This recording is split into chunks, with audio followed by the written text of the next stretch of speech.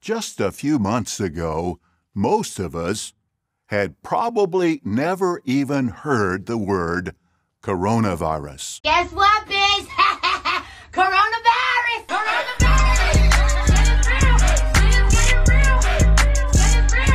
Hello, bros and hoes. Welcome to City 17. Welcome. Extra points if you know where that came from. Brothers and sisters, my name is Kameron. It's good to see you again. COVID-19, coronavirus is happening. It's a thing. So it's a fucking thing, and it's here. I'm in quarantine right now, actually in Northern California / Bay Area, that area right now. So the positive to that is that I get more time to focus on the vlog and catch up. I have about 4 to 5 vlogs already that are waiting to be edited, but the coronavirus, it feels like a whole year passed in the last week. Just happened, everyone's in quarantine, and then on JW Broadcasting, which is why you're here, they did a whole episode on it, and I am not usually one to sit down and watch JW Broadcasting because there's so much better things I could be doing with my time than watching this, but I decided to take a look, and it was painful, but I made it, and I'm here to talk to you about it. Let's hop into the meat of this video. So, as painful as it was, is something that I picked up on the video is there's so much comedy gold in these videos that they just hand shovel to you. Like, everyone's so robotic. Let's begin by speaking with Brother Reno Kesk, who serves in Korea. Thank you, Reno, for joining us. You're welcome. It's a privilege. In this 20-something minute video, basically Stephen Lett, he gets up there, "Welcome, brothers and sisters, to the JW Broadcasting and thing. Oh my god, why do I move my face like this?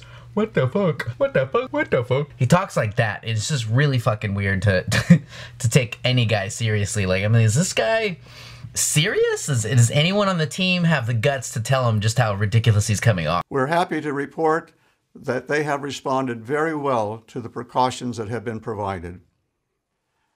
And we'd also like to say, Brother Lett, on behalf of the branch committee to you, dear brothers on the governing body, thank you very much for your loving direction. We can certainly sense your loving concern and your tender affection. So thank you very much. Well, thank you very much, Harold. I'll be sure to pass that appreciation on to the other brothers. Before we conclude, we'd like to share a few thoughts about the upcoming memorial of the death of Jesus Christ on April 7th.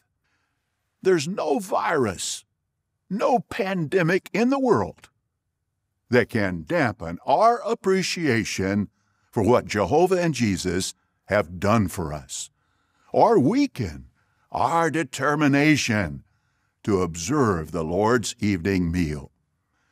Our gathering to commemorate that important event is more than a tradition. It's a command, recorded at Luke 22, verse 19. Let's read that together. Luke 22, verse 19. Also he, Jesus, took a loaf, gave thanks, broke it, and gave it to them, saying, "This means my body, which is to be given in your behalf. Keep doing this in remembrance of me." In remembrance of Jesus, as he commanded? Absolutely. But how we do so may vary depending on our local circumstances. If it's possible in your area, we encourage you to meet with your congregation. You can be sure that the elders will take practical measures for the benefit of all those attending. Of course, in some areas, local circumstances created by COVID-19 may prevent you from meeting as a congregation. In that case, you may receive direction from your elders to meet in smaller groups, to use video conferencing like Skype or Zoom, or if none of those options are possible, to watch the program on jw.org. Keep doing this in remembrance of me. So the April 7th, 2020 memorial was canceled, and basically he spends the whole 20-minute video bringing out scriptures to remind people to keep acting as sheeple and keep doing what the government body, the governing body is saying. They very rarely mention that they're doing what the government is forcing people to do, and they're kind of turning it around. That's what I thought was interesting in the video, is saying that it's their idea and their love to protect their brothers and sisters, and only their kind, because they don't give a fuck about the rest of us, or Mormons, or regular Christians, or agnostic atheists like myself, or regular people. They're only caring about their own.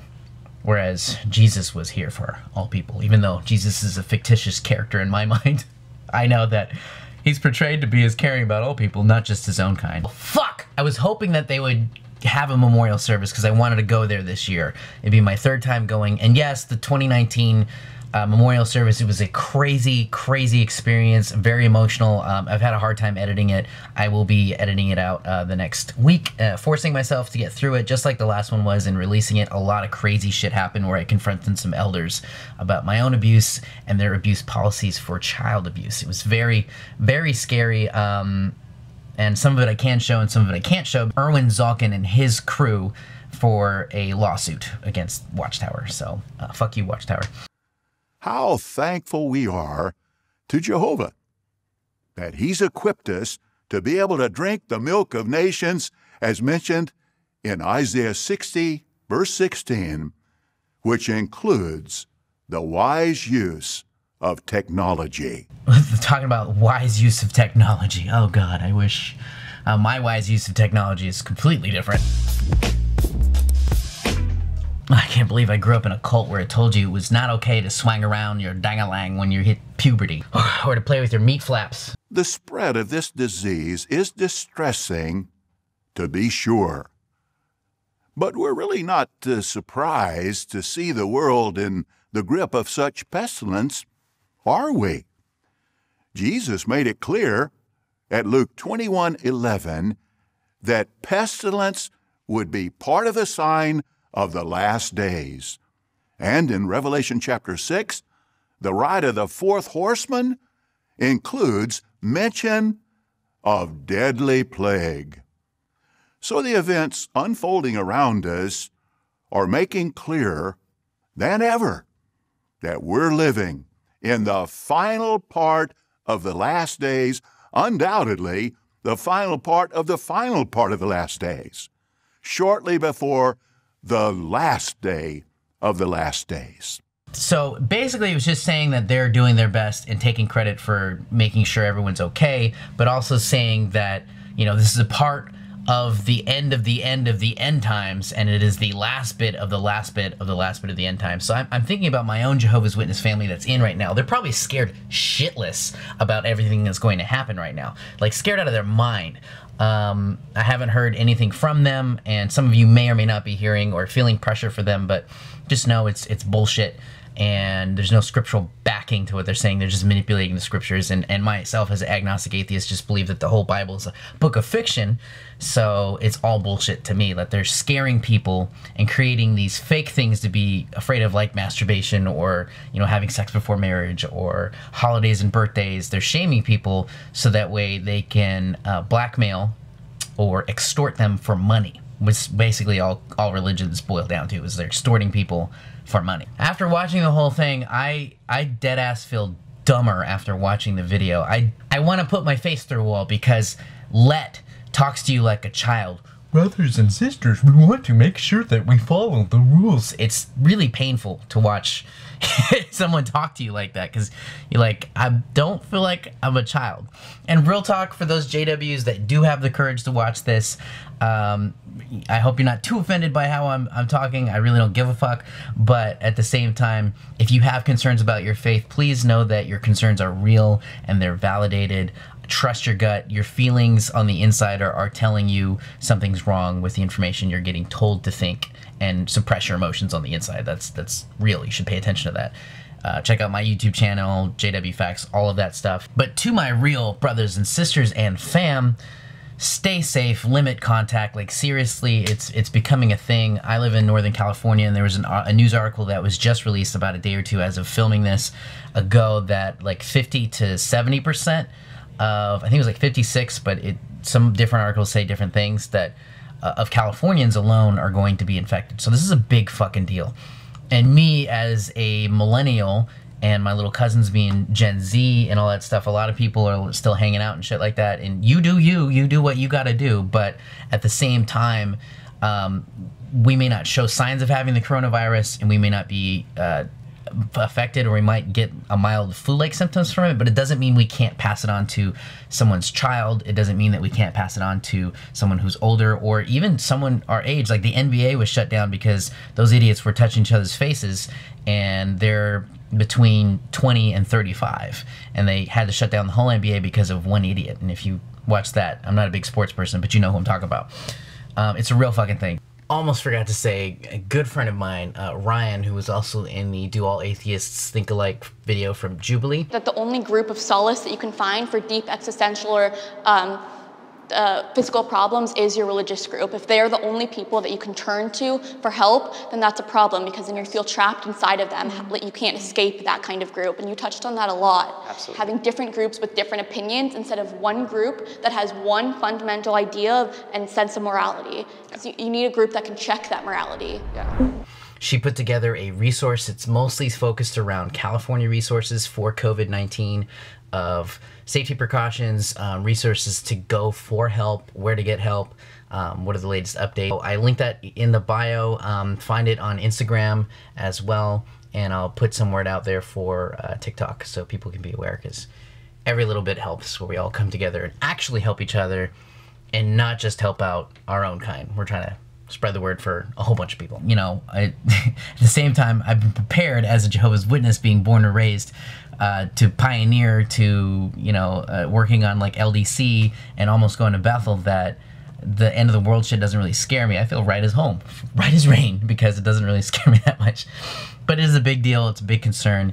Even if you are able to not get it, you could still pass it on to someone else who may not have a very good immune system, and you don't know that by looking at somebody. Update on these ex-Jehovah's Witness bans. I haven't come out with this, but they have been postponed partially because of the coronavirus and some other things that were going on, but I will keep you updated as I still have the website up for signups, and as soon as we are ready to launch these, it's still time to be proud. Even though 2020 has been one hell of a fucking year, be proud to be who we are and what we've become, whether we have different belief systems or similar, or you got out of a cult, because that's the best thing ever. It's just that you escaped and you're alive. It's proud to be of what we are now. So keep posted. Follow me on Instagram at Kameron Fader and TikTok at Kameron Fader. I put a lot of hilarious EXJW memes on there, stuff that I felt like needed to be said, that pokes fun at the way that we grew up. So you're telling me you're not afraid of the end of the world? No. Jehovah will save us. And the governing body and all that stuff, plus relationships and dark humor. I have a really dark humor, so if you get offended, that's on you, boo-boo. As this gets closer, I will keep y'all updated. Love y'all. Stay safe. Don't be a piece of shit. And I will see you in the next video.